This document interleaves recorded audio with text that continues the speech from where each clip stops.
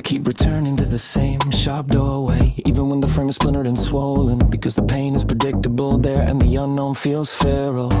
My feet remember the route by bruises, my hands memorize the latch by panic. I tell myself I'm choosing when I'm really just obeying a habit. Sprint toward what already harmed me, like the impact is a compass, like repetition turn damage into something I can manage. I trade open air for familiar pressure, trade bright silence for a crowded noise, trade possibility for the old script, because the old script has a voice. At least you know how this ends, at least the floor is where you've fallen before.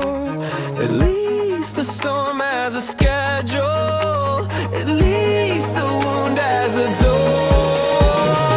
I collect the same consequences, like a badge I never asked for. I keep rehearsing the collapse until it looks like character.